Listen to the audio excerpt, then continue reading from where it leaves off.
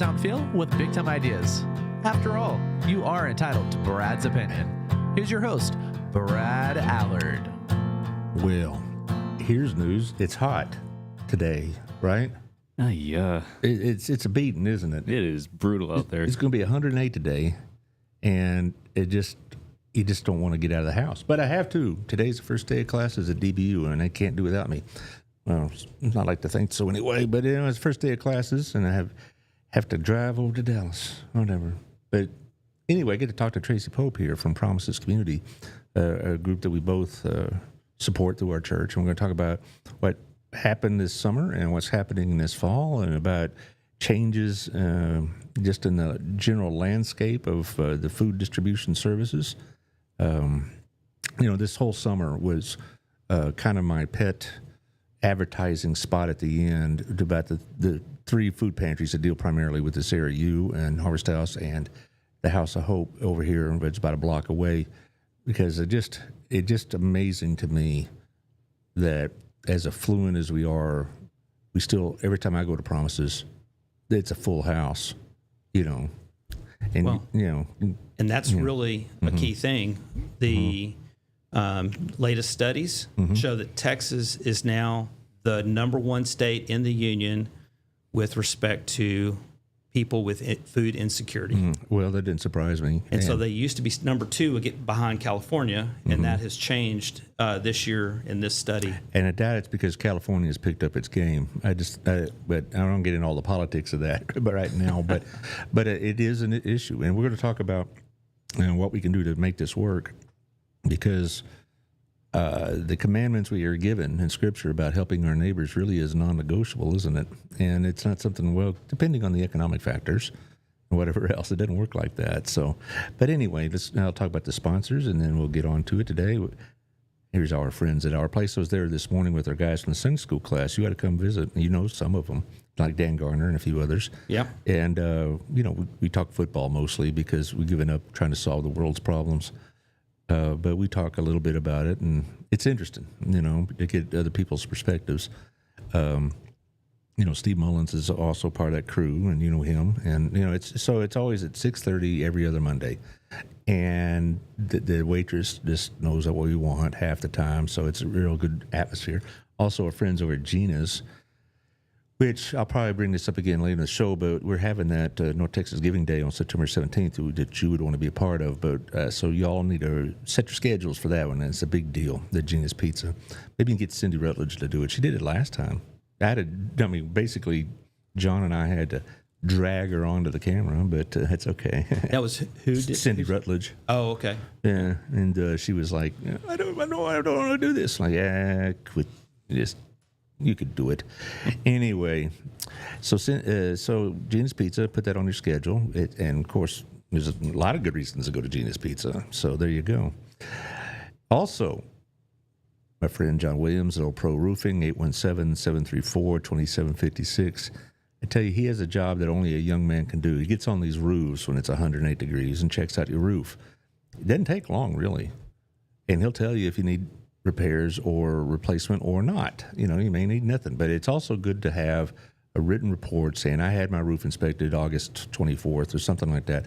So if you do have a bad weather event in February, you're not going to have to deal with the insurance hassle as much, because basically if it's considered to be old damage, you're going to have a real hard time getting them to come across to replace your roof. So you need to have documentation about the status of your roof, and because it'll make it a lot easier next time. I have my roof inspected once a year by John, because I've learned it's a smart thing to do.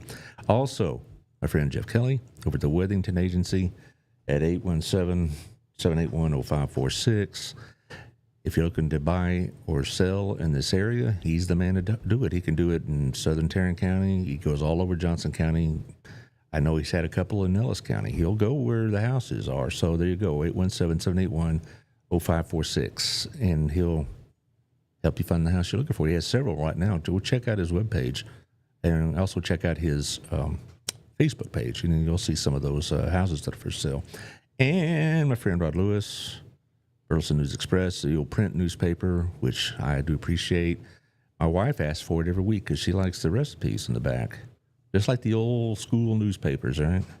And we all miss those. I had to explain to Josh what a newspaper was. Like, I know what the newspapers were. Yeah. I'd always get the Sunday funnies in the back. There you go. Okay, good. See, we're trying to catch him up. He's kind of culturally behind. I'm not that young. Yeah, not that young. Okay. So, you were playing your cassette tapes the other day, were you? Your 8-tracks?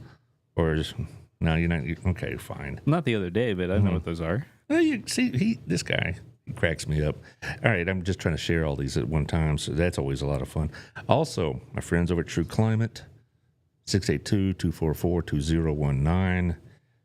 They're a lot of fun, too. I know Emily was a student of mine, Emily Cobb, and her brother's one who runs it. So you need to also have your heating and your HVAC inspected as well, because, again, if it's in need of some minor adjustment, if it needs some sort of chemical whatever, oh, goodness. I just got a note here. We're going to have to reschedule tomorrow's show. Okay, well, all right. We'll deal with that off the air later. Okay. Sure. Anyway, True Climate, 682-244-2019. Also, do we have any nonprofits? Well, I'll talk about them in the end. I know they're having a diaper drive over at Next Step, which we know well. We know the people that run that pretty well. So, Tracy, how's it been your first summer as the director of Promises? Was it all you expected and more? It was quite a bit more, quite frankly. I think you and I talked about this back in May, and it was quite a bit busier through the summer than I thought it would be. So it really escalated over the summer months, and it's been a rough summer, but we got a lot done. There was a lot of good activity over the summer. So typically, what we see is the numbers shoot up in June. Yeah. As far as the number of people coming in, it did shoot up in June, but not as much as the prior year. So I think we attribute that to the schools providing food through the summer, which they did do for part of the summer. They gave lunches out, and then there's other organizations that have actually been given food as well. So it's not just us that have been giving food to the students. And so I think our numbers went up, but not as much as they had maybe in prior years. So. Yeah, well, I guess that's a good thing. Yeah, as long as kids are getting fed, I do know that y'all made a big push about kids eat free and whatever else, and most of the food pantries have some sort of summer program like that, because of the fact that they're not in school and not getting the breakfast and lunches that are provided for them there, whatever else. So it's good to know that at least that had picked up, but it is always a busy time, and you got a lot of working parents, and so you have to have. It's not just you need more food; you need more certain types of food, right? Correct. The kids can use it cook it themselves if they need to, or they know how to. Most kids by the time they're 10 know how to use a microwave, but that kind of thing. I know that when Cindy and Dave Thompson were telling us about. Here's what we need. They always ask for foods that the kids could prepare on their own, and if they had cans, the pop top cans like on the Chef Boyardee or whatever else, because using a can opener is sometimes a struggle. It is for me. I don't like using a can opener. I like the old pop tops, and so they were pushing that pretty good. And one summer Saturday. Our Sunday school class went and helped to rearrange some of the inventory back in the warehouse. Certainly, and we got a good look at what they did. What we were doing was rearranging it and also preparing the bags for Kids Eat Free. Right. And and we were thinking, wow, this is a lot of food. And I forget the name of the woman that was running the show there. Juanita, that's it. Yes. Yeah. She was saying, well, it might sound like a lot, but this will be done in a half hour, because they do line up for it. They do. Yeah. And so the need is pretty strong. And we don't think about those things sometimes in Burleson, because we're doing pretty well as a city economically. I mean, we're growing, expanding, things are coming in, whatnot. But we have a lot of people that, food security is an issue. True. So there's a couple things that you brought up that I think are key points. One is Texas is now the #1 state in the union from a population that suffer from food insecurity. So that's all about how easy is it to get food? If you can't get food, then it's more insecure. Dallas-Fort Worth is the number one metroplex in the country with respect to food insecurity. In the country. In the country. So why is that DFW? I mean, we're not a state that's in economic decline. We're not a state that, is it because we have a large number of people entering into Texas? Yes. Both, not just from Mexico, but from other states as well. Other countries Other countries, well. yeah. I mean, so, we've had people come in from the Ukraine or other places. Yeah, Cindy mentioned they have one that is learning English, but she's from the Ukraine. Yeah. Yeah. But primarily, I hear that, it's not just Mexico, it's Central and South America, all over. And I've made this point with your peers. Jesus didn't discriminate, so to speak, between who gets food and who doesn't when he fed the 5,000. Everybody got fed. There's no such thing as, well, I want to see your ID before, are you a citizen or not? None of those things apply. Everybody got fed. And that story still strikes me as, why did only one mother think ahead to pack a lunch where everybody else is 5,000? Don't they have mothers too? Whatever. But I'm just saying, it's like we don't need to be in a position where we're trying to differentiate between who receives food and who doesn't. Correct. Mm-hmm. So there's a couple things there too. Mm-hmm. With respect to who gets food, our contract with the Tarrant Food Bank says we can't deny anybody food. We're not going to deny anybody food anyway. Right. As a church, we're not going to turn anybody away. Of course. We do want to see an ID, but we don't keep a copy of that. So I don't keep a copy of anybody's IDs. I don't keep a copy of any of their bills. None of that from a food perspective. We don't try to keep any identity or any kind of personal information like that. Copies of those sorts of things. So people worry about, I'm going to have to show an ID. I do need to know who they are. I do need to know how many kids they have in the house. But after that, I don't really need to see those documents again. I'm really trying to make sure we are providing food to everybody. Right. Now, from a financial aid perspective, that's a little bit different because I am looking for certain counties. So I'm really looking to help people in Johnson County or Burleson. That bleeds into a little bit of Tarrant County there, but really we're looking at Burleson/Johnson County. Well, it's difficult because there is only a limited amount of money. Correct. And so you need to be able to tell, be able to differentiate in that regard. Now, food is a different thing entirely, but helping financial out, it'd be great. Yeah, let's help everybody out. But then you'd be leading to a lot of people maybe grafting a little bit off of us, you might say, because that is a concern. And second is that we just don't have the money for everybody. But as far as food, though, I mean, that's such a basic necessity. But here's another thing that we were talking about with some of your volunteers and whatnot, is that they get a lot of people coming in and they had an economic, some sort of downfall in a sense. I mean, a car repair, a medical bill, whatever else.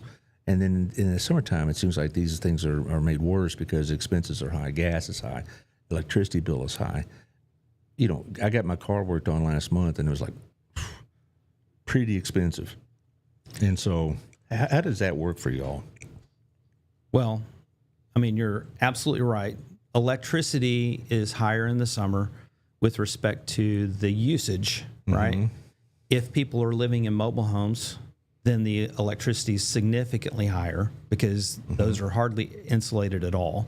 So when you start looking at it, like my electric bill for my house is $200 in the summer, whereas somebody in a mobile home, it could be $480, $500 for electricity for the summer. Mine was $290. So you either you get your electricity cheaper than I do, or you just sweat a lot in your house. Which a little of both. We did a few things to make our house a little more energy efficient, but bottom line is we do have a reasonable temperature in the house. My daughter called the other day and she's like, "Hey, I'm worried my air conditioner's going out because it'll only keep it at 76." And I said, "Well, it's 110 outside. I think 76 is not bad."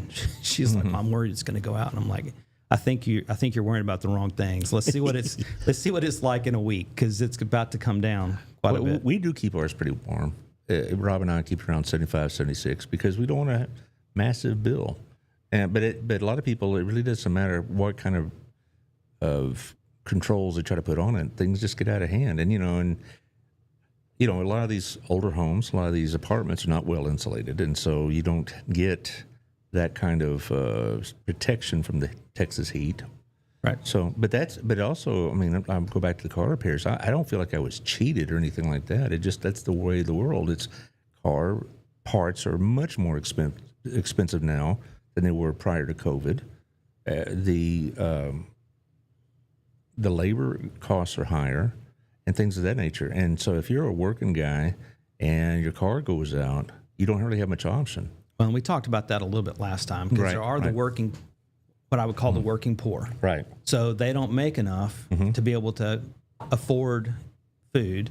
And so then whenever something big happens, like, hey, I just had $1,000 bill for my car, I don't have a way to pay for that.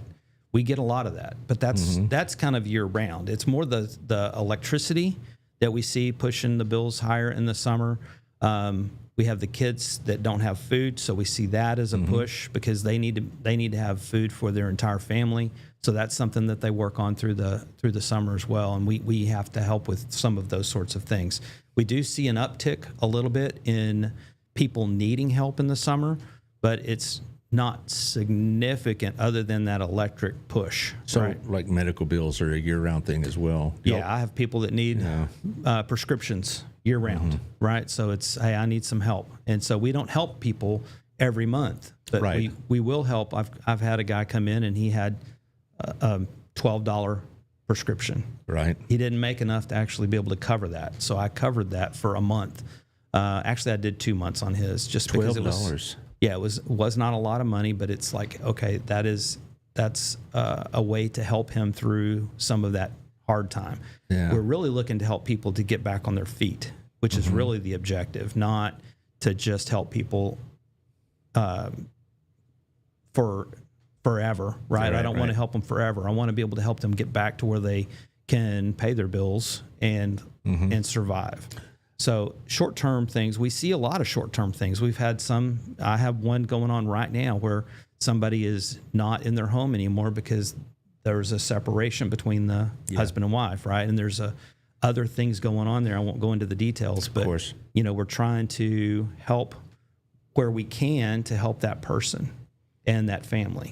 There's a lot going on there. So people come in and who do they talk to about their stories? I mean, when I go there to drop something off or whatnot, I know you have a couple of people, at the front desk, but they're swamped. I mean, so they're not having, it doesn't sound like they have a lot of opportunity to have a counseling session or anything like that. So when somebody comes in and says, this is my situation, who are they talking to? Who do they talk to? A lot of times it is the front desk. The front desk is swamped kind of early on in the morning, and then it can be again during any kind of wave that happens through the day. But in general, they can make time to talk to somebody and understand that there's a need. They will bring that to me, though, typically, me or our prayer warrior that I would say can talk to folks and actually work through how do we help these people. And so ultimately those things end up in my court. So usually I'm talking to them. Shoppers will talk to them as well, and they'll come to me and say, hey, we need to help somebody. That's what I was thinking that was happening, because I go there and I see people being, escorted, if you will. Yes. That's all the shoppers are they're choosing their items, but they have somebody with them, and it's not just to make sure they don't take 19 cans of beans or whatever, but it's also primarily for the purpose of what we're talking about here, counseling. Sometimes let them unburden themselves. Let them, hey, here's what's going on in my home. Maybe our personal shopper can help them, with other services our church offers or our community offers, things of that nature. And we try to pray for everybody that comes through. So that's part of it too. We want to have that conversation so we know how to pray for them and actually help them along the way. But some of those things come out of those conversations, and it's like, hey, well, maybe you should fill out an application. We should talk about what we could do to help. So there are ways that we help people beyond. And I will say, you mentioned the newspaper right up front. We actually owe him an article. I have written the article, and I've had it edited, so I think we're good there. All I need is that picture, so I'm waiting on a photo from staff that has all the pictures, but we are looking to get a picture in there, and we should have an article in the paper coming up soon. Well, that's good. So that is a goal. It's a good thing because a lot of people, I don't know if they have access to internet or not, but a lot of people can pick these up just about 55 different places, including most public buildings. Like the library and things we of that were nature. looking to have those actually available at Promises. That hasn't happened yet, but we'd like to have those available for our folks that are there because it gives them something to do while they're waiting to shop too. Right. And it's just better than them sitting on their phones. And people, here's the thing about it is that people should not look at somebody and say, well, this person deserves it, that person doesn't. I mean, how do they afford this and still come to a food pantry? What most of the customers, and not just in our place, but also in the other places around town, is that the people that are really desperately poor have probably more government facilities available to them, like Medicaid and things like that. A lot of these, but these guys that we serve, most of them have jobs, or they're senior citizens. That surprised me when I first went in there, is the number of senior citizens. We have a lot of seniors. We also have a lot of people that aren't employed. So we do have some. We have homeless people also that don't have jobs. Well, somebody just wanders in off the street, though, that's not really that common, but it does happen, doesn't it? Where we get a lot of people that it's first time visits. We've had like two or 3 weeks ago, we probably had 25 or 30 people that were all brand new. First-time visits. But I guess the point I'm trying to make is that these people that those first-time visits, I mean, they live in our community, whatever else. So I'm talking about people that literally have nowhere else to go. They just they see the food pantry, they hear about it, whatever, and they just say, "I'm here. Help me out." Right? And we do. We do, and it's difficult because some people feel like they don't deserve food. Yeah. And it's like, well, I haven't come in months because I feel like other people deserve it more. Well, we're here to help the people that need it. Right. And just because you haven't been here in months doesn't mean you don't need the food. It's available. That's why we're there. One of the points I make with Next Step, which is another faith-based operation, True. is that that's not a requirement, that they are church members or of any church, or they have certain belief in some faith or whatever. That isn't a factor, whether or not they get served or not, whether or not they've been in church, in the last 10 years, or if they go to church at all. That's not a factor. That is absolutely not a factor. And I think we need to make that point clear because people think that church-based operations have some sort of faith requirement or membership requirement, and you get these TikTok or other viral things on Instagram, whatever else, where they show churches not being that generous, which to me, I think may be a bit staged, but that's another conversation. But I just want to make clear for us is that it's not like, okay, you come in, are you a Christian or not? Or, when's the last time you had church? Or we're going to give you some Bible quiz or something like that to get assistance. None of that is applicable. Yeah, absolutely not. All right, so I always go out of my way to make that point clear to anybody that's listening or share this with others, is that we're here to help the people, not just our people. Correct. Or the right kind of people or whatever else it wants to be put that way. And I bet you've probably seen some pretty hard stories coming in that door. We have. Yeah. There's a lot. And I'm typically involved with discussing those with the particular neighbor, as we call it, call them. But yes, I end up talking with some folks about some pretty difficult situations. And so you do hear kind of where they are with respect to finances. We aren't tied strictly to, hey, you have to be a member of a church. There's nothing about that is a requirement in any way. We do like to pray for people, but if they don't want us to pray for them, we won't. Does that happen? Oh, yeah. I had one last week. Say, I don't want to be prayed for? I said, would you like for me to pray for you about something? And she's like, absolutely not. And I'm like, really? Okay. I get it. I have to wonder why, because even if I were, not a believer, it's having being prayed over it's a nice gesture on somebody's part. You know what I'm saying? True. But I guess not. She felt uncomfortable with that, and I'm like, okay, that's fine. I'm not, I may pray for you anyway, but that's not something I'm going to do. Pray for you, dadgummit, whether you like it or not. Well, but I'm not necessarily going to make her stand there and listen to that, right? So that's, to me, that's fine. If that's not what they want, that's not what they want. Well, who knows? Maybe she felt guilty. We have no idea what was going on in her heart and mind. But I would just think, even if I would just, skeptic religiously, or so to speak, having somebody pray over you is a kind gesture. But whatever, that's her choice. But as far as you personally, you hear these stories. How do you not take that home emotionally? Well, I don't know. It's been difficult, I guess, from that perspective. I haven't really had one that just was like, oh my gosh, there's nothing I can do. And typically we find a way to do something. But yeah, at some point you've got to say, people come in and say, there's no way for me to get food. Well, there absolutely is ways for you to get food. We're here. We typically let them come in every 30 days. I'll let them come in more often if there is a specific requirement. I've got a lady that we talked to this morning. We're going to let her come in every week for a month. And then after that, it's going to go to every 30 days. And there's some specific reasons that we're doing that. But if you look around, there's not just one place to get food in Johnson County. You can get food at our place, at Promises, right?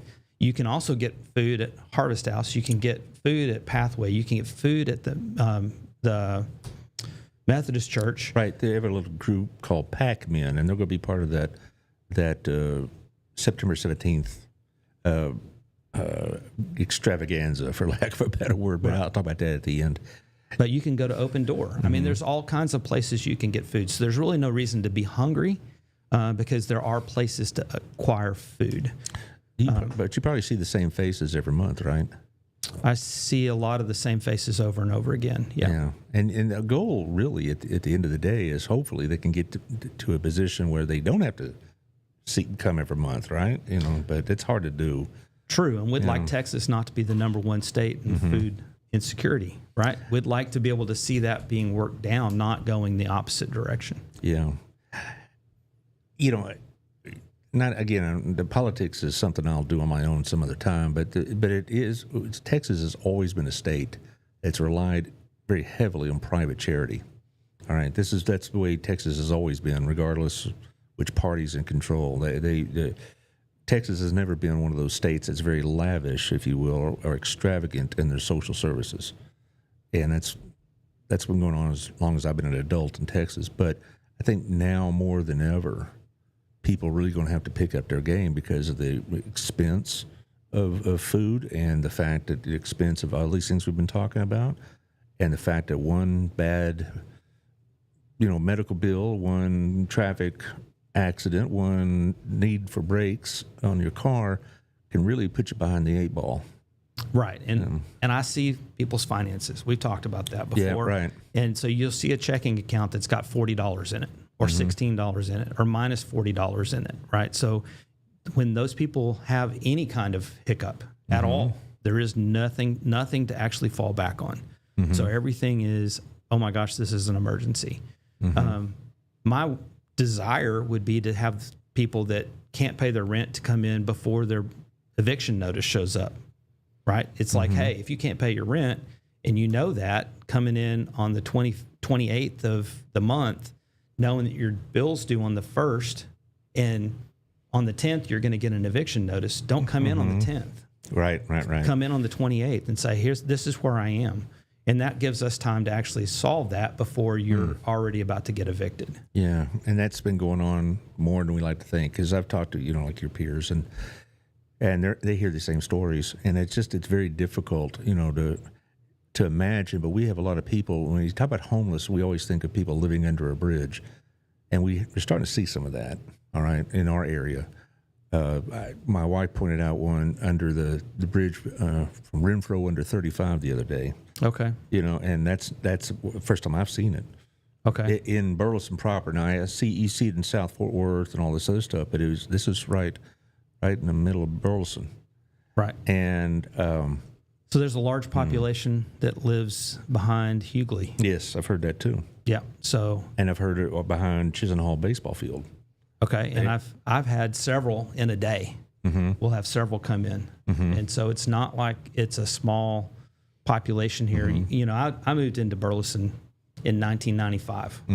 And so for me, it was like, oh, this is a pretty reasonably affluent kind of neighborhood, or at least middle to upper income kind of neighborhood. Right. And I've learned a lot in the last 7 months, 8 months. I bet you have. And so just understanding that it's not consistent across all of the population. So there are definitely people in the population that can't get food. Well, I began teaching here in '88, moved here in '91. So same thing. It was a small little town. I didn't know about the situations that were going on. I did know we had a harvest house and all this other stuff. We always had food drives at school and things of that nature. But now I think it's a lot more apparent that a lot of the urban problems are just migrating down from Fort Worth. And the problem is Johnson County doesn't have the resources that Tarrant County has. Yeah, I talk about this with the mayor some.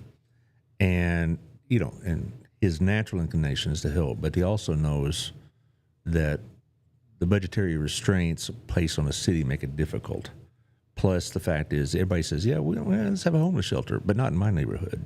Yeah. Not in Burleson. Not in Burleson. Yeah. We don't want it.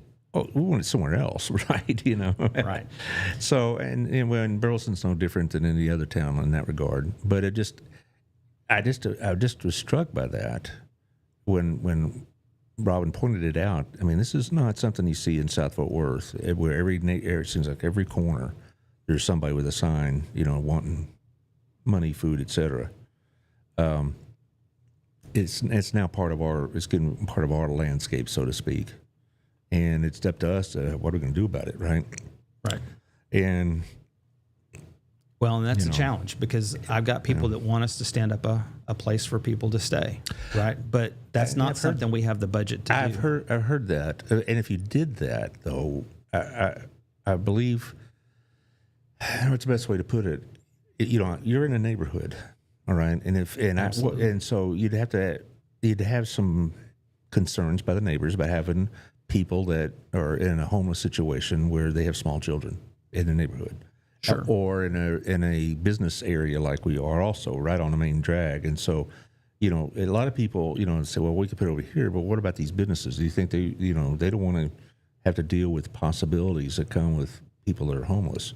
Because sometimes they need to be in an institution. They need to be in a place where they could be watched as to, because they may have drug or mental problems or whatever else. Right. So if you were to stand something up like that, then you're talking about a fairly sizable expense, right? Because you've got to have people to be there all the time, 24/7. You got to have probably a nurse that's going to be there on occasion. You'd have to have security. You'd have to have security. Right. So there's a lot of staff that's going to have to be on. I understand the problems that come with saying operating on our natural impulse. Hopefully, it's natural anyway, to want to do something to help these people out. Right. But again, if you put it like, you had like a shelter in the back of Promises, some of the neighbors are going to be highly concerned. I know if I were a neighbor and I had small children in the neighborhood, there'd be some conversation. Right. And first off, Promises doesn't have property to do that. No, so we wouldn't be doing that near Promises anyway. Yeah. But even if you did it at First Baptist, you're still in that same scenario. Yeah. There really isn't a spot to do that there either. So and we are in an economic area as well as a neighborhood area. We're kind of like right on, on that area where the west of us are homes, on the east of us are businesses, and I don't think either one would be very excited. But that doesn't mean that we should just throw our hands up and say, we can't do anything about it. But it's just, when I talk to people about this on the show and otherwise, solutions aren't quite as obvious as they may seem to be. We'll just have a shelter. No, it's a lot more discussion than that. My friend Sandy Mason says the number of people who are living paycheck to paycheck and the ones who can only last 30 days if they lose a job is astounding. I'm surprised there's not more of a homeless presence in Burleson. Well, Sandy, you probably heard by now that we have it. All right, they're not maybe as visible because we have countryside, maybe. And I've had people on the show before, and they said, well, there's a small community of homeless at this place, that place, the other place. But I'm surprised we haven't seen more of it in the directly on the streets, as opposed to just in tent communities that are kind of out of sight. But I tell you, there's in South Fort Worth in particular, every major intersection has at least 2 or 3 people with a need help sign.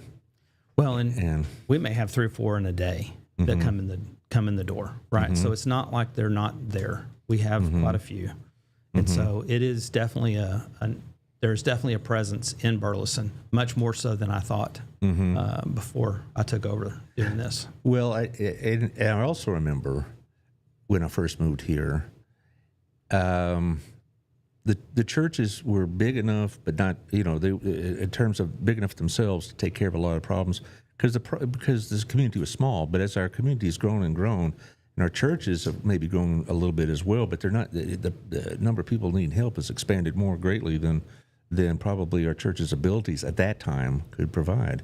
Because First Baptist and at the time St. Matthew's Presbyterian, now Pathway, of course, and these other churches, they had enough to handle whatever load, so to speak, was in Burleson. But now it's far exceeding just what one church's ability to do anything about this. Not that we shouldn't try, obviously, because we do, but it's going to take a lot. And some people, I've had, not on the show directly, but a message later, criticizing me for publicizing Promises or Harvest House because they say that if we do more, we'll attract more kind of attitude. Well, the people are there. Yeah. Whether you like it or not, they're there. And so advertising it gives them a place to go, and that hopefully reduces other issues that are in the society because of the fact that they don't have food. If they don't have food, what are they going to do? Well, right? So I just kind of rejected that criticism wholesale because it's like, so the solution to the homeless problem is not to help them because then we'd have no homeless. That's ridiculous. We're going to have homeless. You're going to have that either way. We're going to have people without food. Even if we shut down every charity in town, we're going to have these problems and whatnot. And I knew a couple of people that give me the criticism, and they're like, drop dead, in the name of Jesus. All right, anyway. No, but I'm just saying it was. I knew who they were, and I'm like, you're just a crank. But the idea that the more we do, the more we'll attract is not a detriment. No, we as a collective set of organizations need to do more so that we can actually try to attack the whole issue with food insecurity. We want to bring that level down if we can. We want to get people into jobs where they don't have to have that kind of handout on a regular basis. So we're looking at ways. How do I help you get a better job? I've got people that are fully employed, but they can't afford food because they've got 7 kids, and so a lot of blended families. Yeah, a lot of that. And then also that one of the other criticisms was that you have people that are taking advantage of our good nature. Yeah, that probably happens. I mean, but that again should not prevent us from doing what we know to do is the right thing. Is that maybe out of 100 people, 1 or 2 may be taking advantage of us and actually can afford their own groceries. They just want to, get a freebie. That shouldn't say, well, the other 98 are going to be ineligible as well. It's kind of like a cost of doing business kind of thing, the way I look at it. It is. There's going to be people that do take advantage. Yeah. That's going to be, no matter what you do, that's going to be part of the problem. Everybody I've talked to in your field has said the same. Said, well, yeah, we may get taken every now and then, but the alternative is so much worse. Well, what would Jesus do? He would just say, he basically, that's what they say in a sense. It's like, we'll leave them up to God to handle, to deal with those people. But we're not going to take the attitude that everybody's taking us to the cleaners or whatever. We're going to take an attitude is that we're going to give food to everybody we can. Right. And if somebody takes advantage of us, shame on them, but that's God will handle that. But 99% of your people, I'm quite sure, are legitimate in their needs. Yeah. One thing also, I think, another thing that's kind of made it your business pick up, if you will, is that there's a lot more broken families than there used to be. And there's a lot less family support. When I was like in the early to mid 20s, and I went back to school, I had food insecurity of sorts, but I also had the bank of mom and dad I could rely on. I'd go home to, I lived in a really ratty apartment in Arlington when I was going back to UTA and all this. That's a long story, but I knew I could go back to my parents' house and, Mom had made a roast. I made too much roast here. Take the rest with you. And so I had like two days worth of meals. Not everybody has that. Nobody has the Bank of Carolyn and Leon like I did. And I think that's probably one reason why your business is picked up, so to speak, is because of the family structures are blowing up. Well, and you see a lot of elderly that don't have children around, or their children are in Arkansas or some other place, and they don't really communicate with them because of whatever rift in the family. Yeah. So they may not have any support from anybody else in their family, even though they may have somebody, or some of them don't have anybody at all, right? So they never got married. They're now in their 70s and they don't have any kids. What got to me the first couple of times I went into y'all's lobby area is the seniors. Because everybody thinks, well, they got Medicare, they got Social Security, they probably have food stamps, all this. Social Security is inadequate for a lot of people. These people don't have like private pensions or whatever else, or family money or whatever. And so but just to live strictly off of Social Security is inadequate. And the food stamp program, one of your former peers, Jennifer Woods, would talk about that, and she would. The numbers were shocking, just how little these food stamps really amount to. Right. And so even if it's like a couple $100, then that's not too bad. Family of 4, good luck. $200, get out. A family of 4, that's one week's of shopping right there at the way prices are today. Yeah, we go to the grocery store once a week, and I would say our grocery bill runs around $100, and it's just the two of us. And I'm not buying a lot of meat and that sort of thing because that's not what we typically eat. If we did, I'd buy that. Yeah. My bill would be a little bit higher, but quite frankly, yeah, $100 on for two people is fairly conservative. Oh, yeah. I mean, Robin and I are empty nesters and enjoying it. Yeah. And it's still, I look at our grocery bill on a monthly basis and I'm like, my gosh, we feed the neighborhood, that kind of thing. But that's it is what it is. On a kind of a similar or related topic, and we talk about the need for financing for, helping people with their bills, the need for financing to help buy groceries, or also come and donate groceries, right? Would you have any capital projects, so to speak, any big expenses that Promises is trying to look at, maybe expanding or buying extra, something like that? I mean, do we have any, like I said, capital expenses other than just for food or short-term help? Absolutely. We got several things going on. We did a construction project over the summer, just concrete work, to fix a problem with electricity out to the fence and the gate. So our electric gate wouldn't open and close. Not a huge problem for most of us, but for our counselors, that's a big problem because they have to then get out of their car and do something. We had an extension cord run in to run the gate for 7 months. Okay, well, that's not ideal. It's not ideal for the extension cord. It's not ideal for our folks. And we're actually, I've got somebody there today working to actually get that set up so they can actually do that via their cell phone. So these ladies don't have to get out of their car at 8 o'clock at night and close the gate. They can stay in their car can stay locked, they can leave and actually close that gate via phone. So that's a change that we're trying to make, but the concrete work was required to fix a problem where, and we could get into the details, but the electrical had some challenges underneath the concrete. When they poured the handicap ramp, it crushed the PVC, broke the wire, and water got into that, and it basically... So we solved that problem, but at the same time, we fixed 4 other problems that we had that we wanted to fix but weren't required to fix. So we've done that.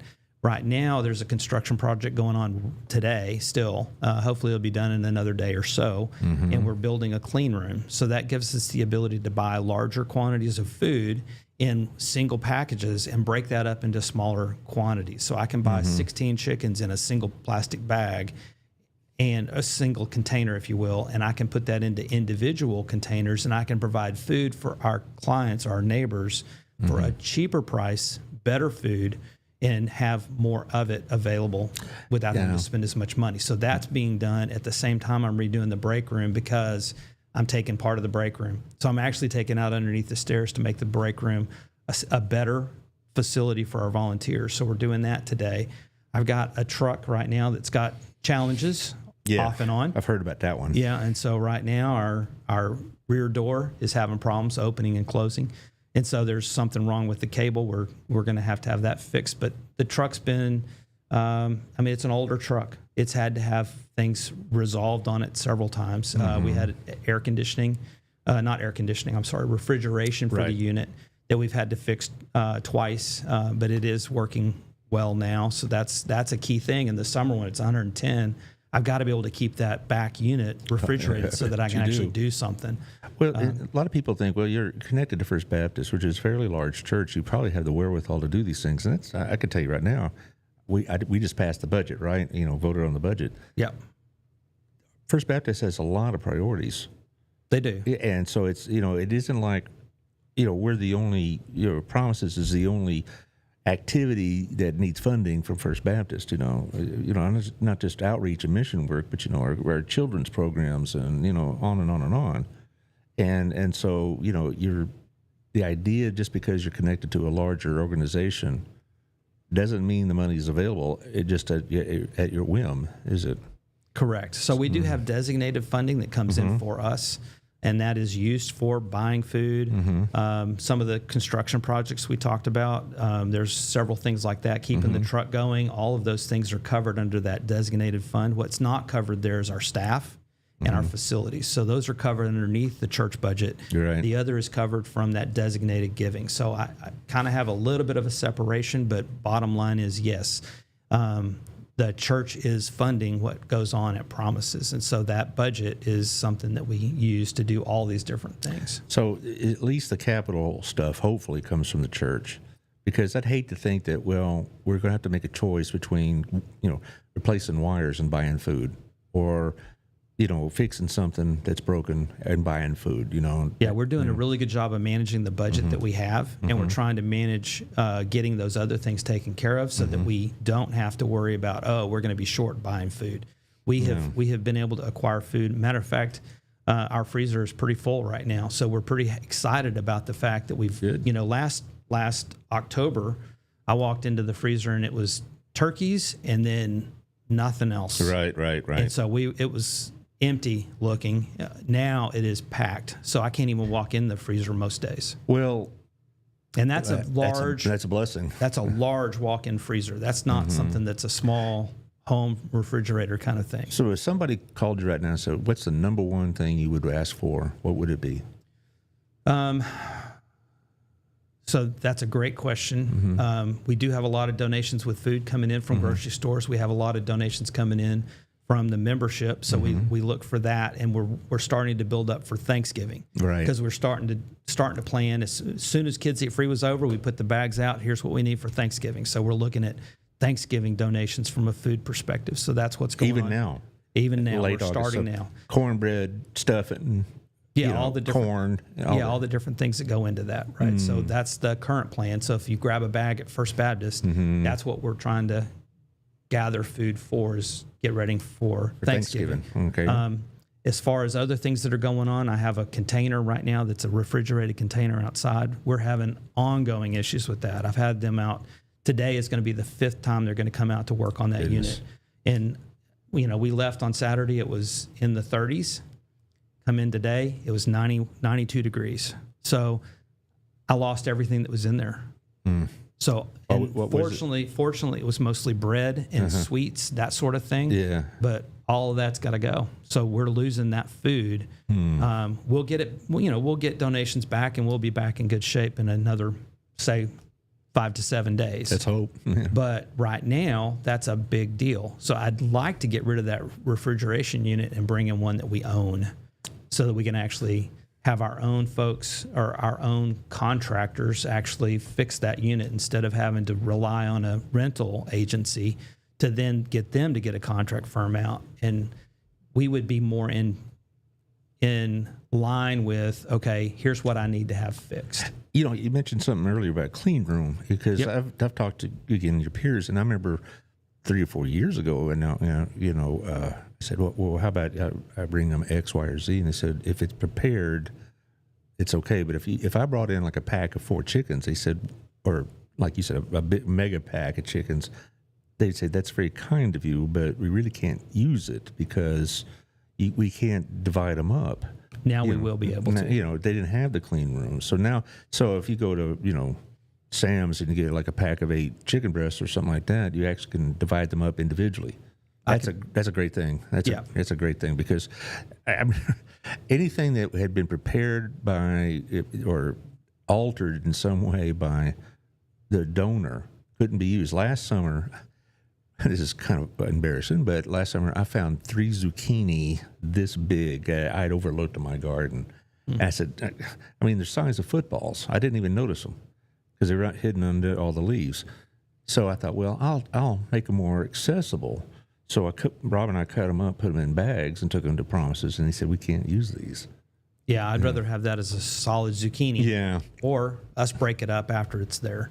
Yeah, So, and that one zucchini would probably feed half this neighborhood. But I'm just saying, I thought I was doing a smart thing by, we'd cut it, put it in, plastic bags. That way, individuals could use it. But they said, well, I hope you like zucchini because we can't take these. So we gave them to the neighbors. We have used the clean room up at Harvest House. We have a partnership with them. They're a great organization. Yes, they are. So working together, I think both of us are good organizations to continue to work together. And we talked about this before the show started. There is the Blue Ribbon Committee, I think it is, at Texas Health. And so I'm on that. So are they. So is Crazy 8. We've got Open Doors there. There's ISDs. There's the police chief, the fire chief. So they're looking at how do we as an organization, Texas Health organization, do better in helping the community and setting up these different organizations. And not every community has that. One of the things that I always mention, like I said, I'm coming up on 7 years. As next week from tomorrow will be my 7th year anniversary. I am just amazed at the connectivity between the various groups.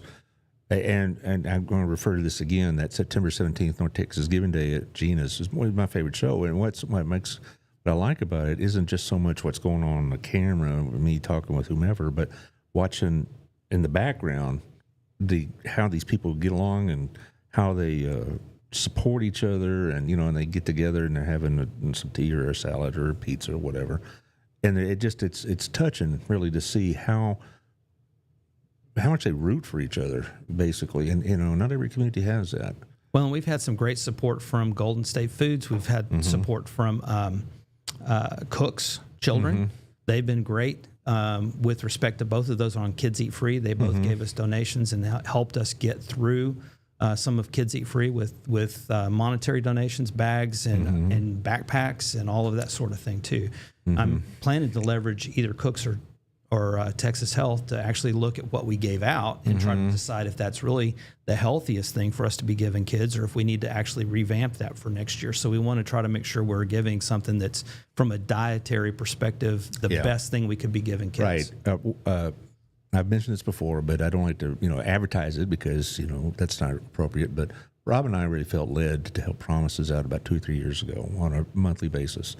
And I always try to get something that I feel like won't damage the kids' health. I'm not going to buy a Super Sugar Crisp or something like that. Yeah. And people say, well, canned ravioli or whatever. All those carbs. Well, kids burn that carbs off, and I could tell in a big hurry. Who doesn't like Chef Boyardee? Josh, you like Chef Boyardee? Of course. You need to eat more of it, son. I could tell just from sitting here. I'm working on it. Okay, good.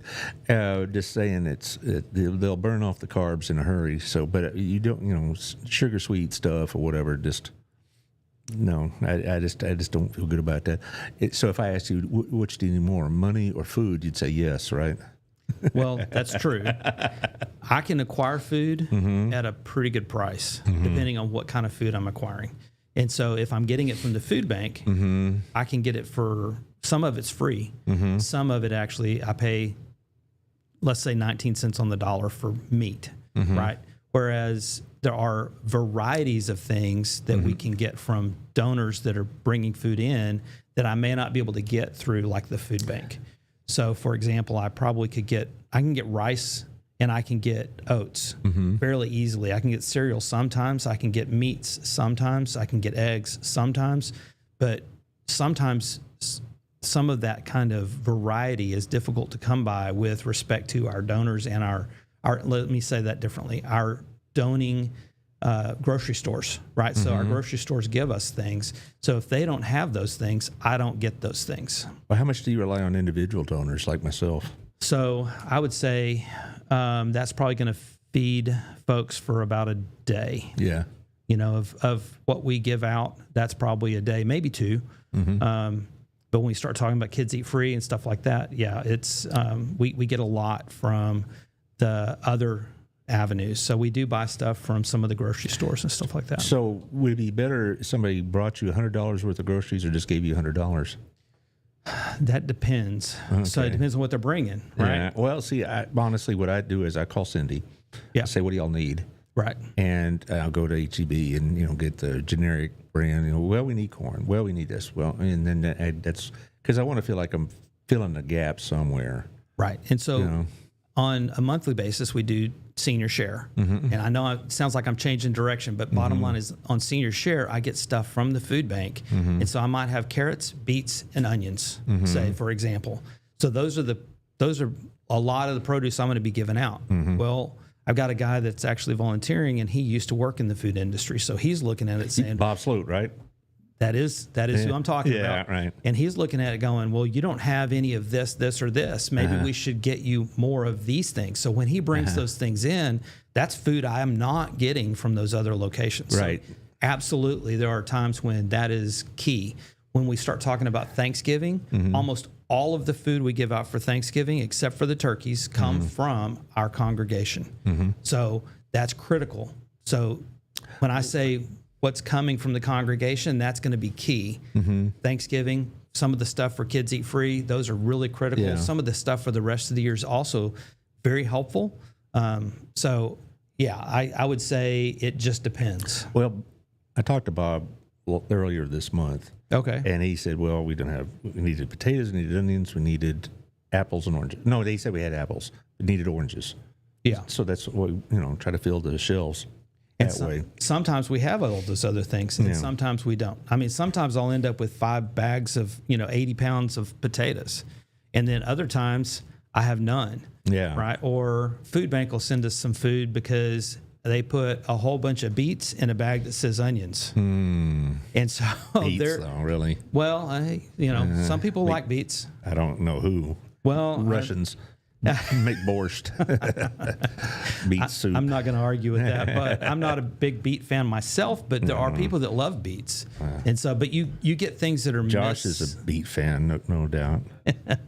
Absolutely not. I didn't think so. I'm with you on this. Yeah, right. No beets. Yeah. Well, okay. Well, but the people that listen to this should not think, well, we got everything covered, because we don't. We don't. And we have, and any donation you get, even if you had those 5 pounds or 5 bags of 80-pound potatoes, and somebody brings in another sack of potatoes, it's not, it'll go to use, definitely. It's not going to go to waste. Second of all, the donor often is receiving the blessing as much as the donee. I would say we do a really good job of making sure that everything goes to use. So we are trying not to let anything go to waste. Some of the stuff, when you get it, may already be bad. We've had that happen from the grocery stores. You're going to get some things that are already coming off the shelf. Okay, well, that I might have to toss. But when I get good stuff coming in, good product coming in, we're going to make sure that goes to somebody. That's not just being thrown out. It is going to end up in somebody's kitchen somewhere, and they're going to be eating that food. Well, and just like I mentioned, the giver is often the one that's blessed. And so one should never think, well, Promises sounds like they got their shelves pretty well stocked. No. Don't deny yourself the benefit of being the donor. Don't deny yourself the feeling one gets when you're doing what you feel like Scripture commands. You're feeling like you're doing something for your fellow human being. Don't get in your ideas at all that just because we at this particular moment in time, we're pretty well set because we have no idea where we're going to be 2 weeks from now. And that's true. Yeah. And I'll say there are things that we definitely don't have on our shelves. Right now, we probably have some jelly. Yeah. But the only reason we have jelly is because Kids Eat Free was over the summer, and we were giving out peanut butter and jelly. Right. We had some left over, so it's now going on our shelves. Yeah. We don't typically have that I also level hear of stuff going. canned meat is also another. Canned meat, we're definitely short on canned meat. Yeah. We will have that in spurts. So it Yeah. might have it for 3 days, then we won't have any for a week and a half. Well, I know that I have been blessed. I have no idea where my meager contributions are going to, but I have no doubt I've been blessed by doing it. I feel like, this is what being a Christian's about. It's not a lot of yik-yak and talk and acting like you're paying attention Sunday morning. It's doing these things that make the faith alive. And I just really I have been blessed quite a bit by participating in this program and in the other programs as well, but particularly this one because it's close to home. Yeah, we pray that the people that walk in the front door that need food are blessed. We pray that the volunteers that walk in are blessed. We know they are, right? I have people coming to me saying, wow, this was an amazing day. This is what happened today. Somebody led somebody to Christ today. Or, I mean, those are the things that really speak to folks. And when you read that newspaper article, there's a story in there, a short story. It's not very long. But it is a place where somebody has been blessed based on having been at Promises. Well, and then I would say all the donations are very well managed with respect to, I mean, Victor does a great job trying to make sure that everything is utilized. And so he does a great job managing all of that. So, yeah. Well, but like I said, I know I've been blessed.